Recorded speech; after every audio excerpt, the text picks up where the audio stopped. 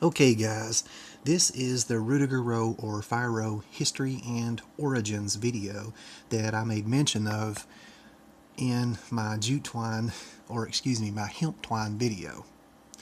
I'm going to try and be as brief as possible, but be forewarned, this could be a little lengthier than anticipated. Now, first, I'd like to go back to when I first discovered this method, which was around October of 2014. My friend Gustav, who has a channel called Casa del Fuego, actually brought it to my attention. I saw him do it on his channel, and then I reproduced it myself in a video. I was able to actually get it to work my first attempt, and I became fascinated with it. I wanted to look into the history of it because it was so fascinating, but there just wasn't anything out there. The only videos out there were like the ones that you see here, and it's people using cotton, ashes, and milled lumber. Like I said, there just wasn't anything out there over it, and this was the only thing. Further searches revealed that this man, Rudiger Nehberg, actually wrote about this method in one of his books. From my understanding, the whole write-up is about a paragraph long. There are no illustrations, and it's more of, how do I put this, a historical account whereby German prisoners of war used it during World War II to light cigarettes. And that is it. It wasn't meant in his book to be a how-to. It's just a historical account. Well, as you can imagine, that didn't help me much either as far as my, I guess you could say, research into the method was concerned. After looking into it a little further, I found out that I kept coming back to not only this guy, but the same old videos over and over. Well, I couldn't accept that. So I took it upon myself to actually find things that would work with it, and I did my own research, and I came up with my own variations and combinations using the method. And the very first thing that I came up with to use with this method was jute twine.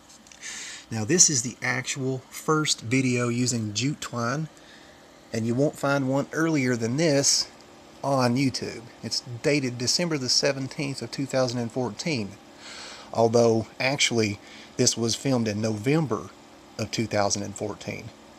I was notoriously bad for releasing videos late back then because I worked a couple of jobs and I had family obligations. As you can imagine, that took up quite a bit of my time and left little to play around on YouTube.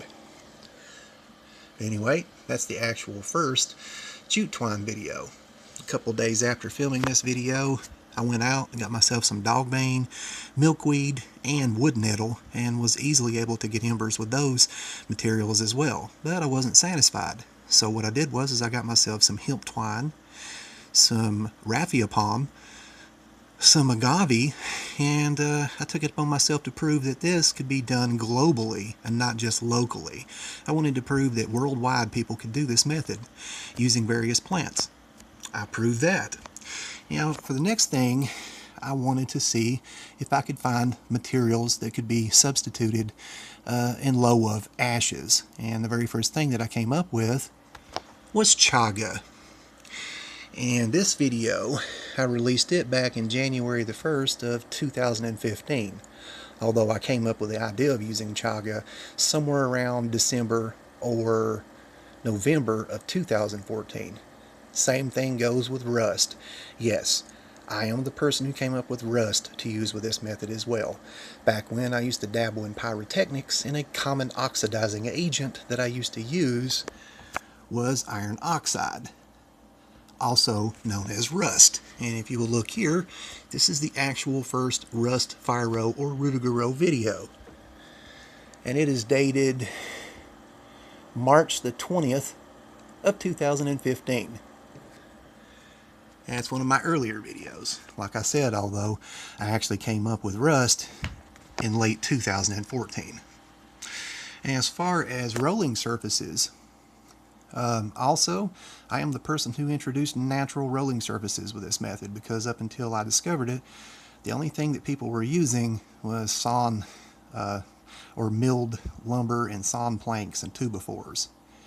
So This is the actual first natural rolling surfaces video. As you can see, it's dated February the 8th of 2015.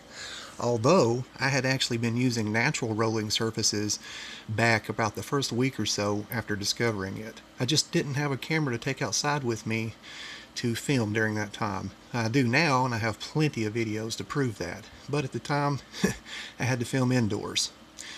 And like I said, this is your first natural rolling surface video. It was a piece of cedar wood, and the set was about 5 inches long, and this is the first ever natural rolling surfaces Fyro video. Now, I have numerous videos, guys, and various playlists on my channel if you want to look into it further for yourself. I have come up with, I can't tell you how many combinations. Anything from animal dung to various chaga, fungi, all up to different chemical accelerants. Rust, manganese dioxide, potassium permanganate, baking soda. Just take a look on my channel. You'll find more than enough information over there. It'll show you that I've come up with quite a few. And here's the thing, guys. As many combinations and as many materials that you see on my channel, let this be known. I've yet to release all my material. If I had a video for all of the material that I've come up with using this method, I would have 2 to 3 times as many videos over the subject that I do now. So keep that in mind. Later on, I intend to release more plants and all kinds of other accelerants. It's just right now I'm keeping those things to myself, and I have a good reason for that. As far as the name, guys, Fyro, my friend Ulrika actually came up with that. Now, this is my first video over the method back in October the 27th of 2014. I'm going to pan down the screen here, and you can actually see my friend Ulrika named this method.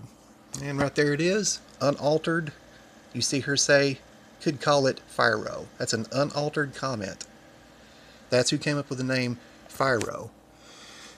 As far as the name Rudiger, I am the person who came up with that name. I need to look that up. Here it is. Back around January the 31st of 2015, as you can see there. I'll take my time. I will scroll down the screen, and you can see an unaltered comment there. And there's where I name it, the Rudiger. And that's how it gets its name. Now, although Mr. Nehberg did not invent this method, I named it after him because he wrote about it and he kept it alive. Without him, this method may have been lost forever. But those are pretty much the facts. Hope this has been enlightening. Have a good day.